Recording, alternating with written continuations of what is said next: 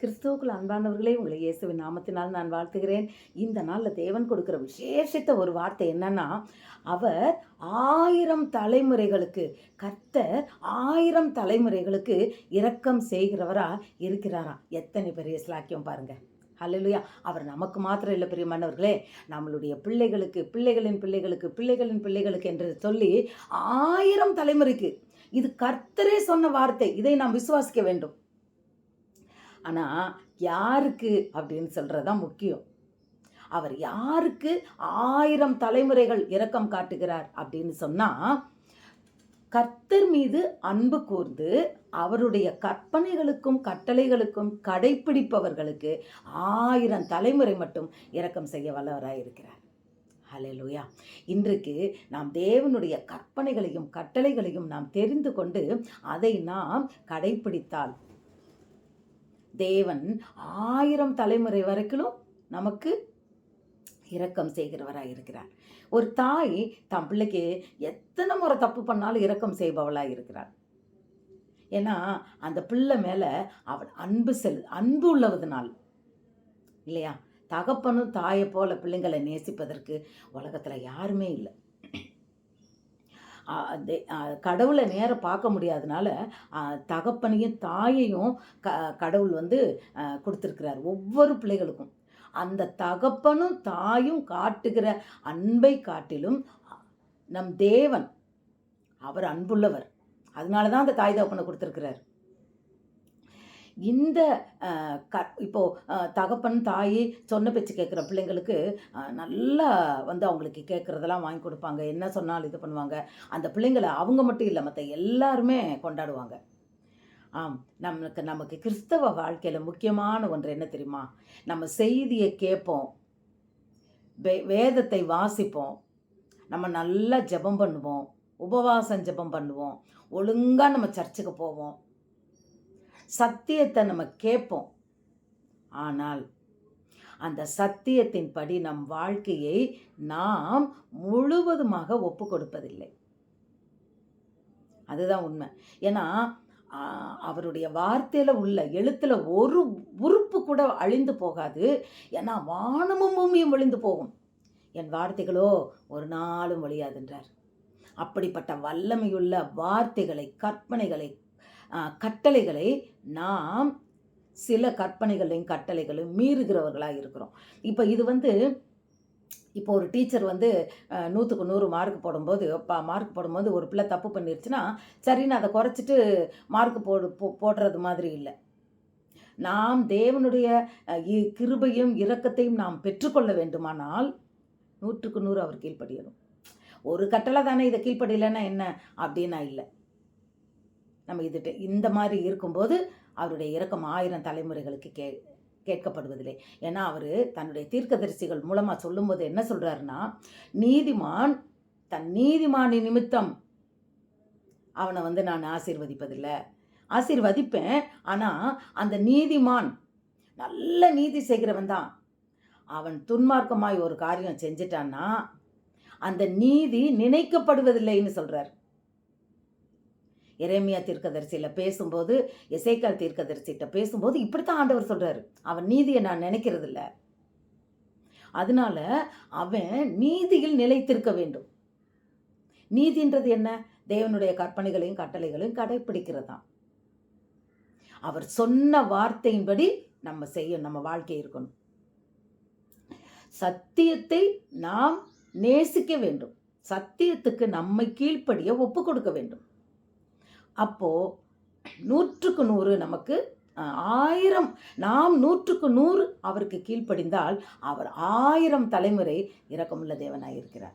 நிறைய பேருக்கு இதை அக்செப்ட் பண்ணிக்கிறது ரொம்ப கஷ்டம். ஆண்டவர் அன்பான தேவன், அவர் அப்படியெல்லாம் பண்ண மாட்டார். ஒரு காலத்தில் நானும் அப்படி சொன்னவதான். ஞான ஸ்நானம் எடுக்கிறதுக்கு என்னை ஒப்பு கொடுக்கல.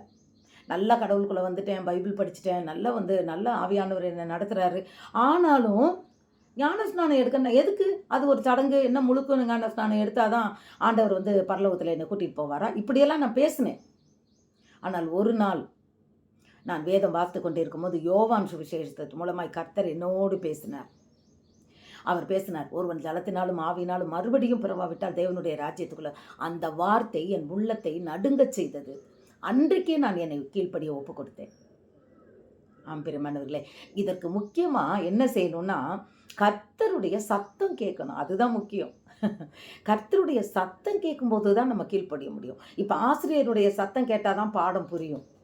அதுபோல நாம் வேதம் வாசிக்கும் போது கர்த்தருடைய சத்தத்தை நாம் கேட்கும்போது நாம் அதற்கு கீழ்ப்படிவோம். நாம் கீழ்ப்படியும் போது தேவன் நம் பிள்ளைகள், நம் தலைமுறையை 1000 தலைமுறை வரையிலும் இரக்கம் செய்பவராக இருக்கிறார். அவருடைய இரக்கத்துக்காய் நமக்கு, அவருடைய இரக்கத்துக்கு எவ்வளோ எல்லை இருக்குது தெரியுமா? எல்லையே இல்லை. அவர் இரக்கத்துக்கு எல்லையே இல்லை. அவர் கிருபைக்கு அளவே இல்லை. அவர் அன்புக்கு யாருமே உதாரணம் இல்லை. அவருடைய எல்லையில்லாத அன்புக்கு அவர் மாத்திரம்தான் உதாரணம். அவர் அன்புக்கு அளவே இல்லை. பெருமானவர்களே, இப்படிப்பட்ட ஒரு ஆசீர்வாதத்தை நாம் 1000 தலைமுறைகளுக்கு நாம் பெற்றுக்கொள்ள வேண்டுமானால் அவர்கள் என்மேல் அன்பு வைத்து என் கற்பனைகளை கை கொள்ளும் போது 1000 தலைமுறைக்கு இரக்கம் செய்கிறவராய் இருக்கிறேன் என்று சொல்லுகிறார். இதனால தான் இயேசு கிறிஸ்து நம்ம பார்த்து சொன்னார், ஒருவன் என்னில் அன்புள்ளவனாய் இருந்தால் வேத வசனத்தை கற்பனைகளை கை கொள்ள கடவன். கிறிஸ்தவ வாழ்க்கையில் முக்கியமானது கற்பனைகளை, கட்டளைகளை கை கொள்ளணும். அன்பாயிருன்றாரு, மன்னின்றாரு. இன்னைக்கு அநேக கிறிஸ்தவர்களுக்கு மன்னிப்பு கிடையாது, அதனால தான் டைவர்ஸில் போய்கிட்டு இருக்கு. அன்பு கிடையாது, அதனால தான் டைவர்ஸ் போய்கிட்டு இருக்கு. சொல்லுங்க, அன்பு இருந்தால் கோர்ட்டில் போய் யாருமே கிறிஸ்தவங்க டைவர்ஸ்க்கே நிற்க மாட்டாங்க. அந்த மன்னிக்கிற குணம் இருந்தால் ஒருத்தர் கூட போய் நிற்க மாட்டாங்க. கிறிஸ்தவ சாட்சி இருக்கும். இன்றைக்கி அந்த சாட்சியை தூக்கி போட்டாங்க. ஊழியக்காரவங்க குடும்பத்திலே டைவர்ஸ் நடக்குது. இது எப்பேற்பட்ட ஒரு காரியம் பாருங்கள். இன்றைக்கு பிசாசானவன் அப்படி மனுஷங்களை அவன் வந்து, அதுதான் ஆண்டவர் சொல்றாரு, எவனை விழுங்கலாம் என்று வகை தேடி சுற்றி திரிகிறான். நாம் பிசாசுக்கு இடம் கொடுக்காதபடி அவனுக்கு எதிர்த்து நிற்க வேண்டுமானால் அதற்கு நமக்குரிய ஆயுதம் வேத வசனம், சத்திய வசனமாகிய பட்டயம். அதனால கர்த்தருடைய வசனங்களை நாம் நேசித்து அதற்கு ஒவ்வொரு நாளும் நாம் வாசிப்பதற்கு நம்மை ஒப்பு கொடுக்கும்போது கஷ்டம்தான். ஆனால் ஆண்டவர் சொல்கிறாரு, முடியாத நான் சொல்லலை. அவர் நம்மளால் முடியாத ஒரு காரியத்தை அவர் எழுதி வைக்கலையாம். நம்மளால் முடிஞ்சதை தான் அவர் எழுதி வச்சிருக்கிறார். அல்லேலூயா. அந்த கற்பனைகளும் கட்டளைகளும் என் பிள்ளைக்கு கடைப்பிடிக்க முடியுதான்னு பார்ப்போம் அப்படின்னு சொல்லி சவால் விட்டு எழுதலை. அதை நம்ம புரிந்து கொள்ள வேண்டும். எல்லா கற்பனைகளையும் கட்டளைகளும் நாம் எளிதாக கை கொள்ளும்படியாய் தான் அவர் எழுதி வைத்திருக்கிறார். அதற்கு ஒன்றே ஒன்று, தேவன் மீது நாம் 100க்கு 100 அன்புள்ளவர்களாக இருக்கும்போது அவர் உண்மையிலேயே அவர் எல்லாவற்றையும் செய்ய வல்லவராக இருக்கிறார், இரக்கம் காட்ட வல்லவராக இருக்கிறார். நம்ம செய்ய வேண்டியது ஒன்றே ஒன்று தான், ஆண்டவர் மேலே அன்பு வைக்கணும், அவ்வளோதான். மனுஷர்களை காட்டிலும், நம் குடும்பத்தில் உள்ள நபர்களை காட்டிலும் தேவனுக்கு முதல் கனம், முதல் அன்பு அவர் மீது நாம் வைக்கும்போது அவருடைய கற்பனைகளை நிச்சயம், அதுக்கு அடையாளமே அவர் கட்டளைகளையும் கற்பனைகளையும் நம்ம கை கொள்கிறதான். அப்படி நாம் கை கொள்ளும்போது நிச்சயமாக 1000 தலைமுறை தேவன் இரக்கம் செய்ய போதுமானவராக இருக்கிறார். நம் பிள்ளைகளுக்கு உத்தரவாதி, நம் தலைமுறைக்கு நாம் உத்தரவாதி. அதனால் நாம் பெற்றோர்களாகிய நாம் நம்மை ஒப்பு கொடுத்து கற்பனைகளையும் கட்டளைகளுக்கும் நாம் கீழ்ப்படிந்து தேவன் மீது அன்பு வைக்கும்போது உண்மையிலேயே நம் பிள்ளைகளையும் அவர் நிச்சயமாக தொடுவார். அவங்களும் அப்படி தான் தலைமுறைகள் மாறுவாங்க. நாம் அதற்கு தடையாக இல்லாதபடி இன்றைக்கு நம்மை ஒப்பு கொடுப்போமா? God bless you.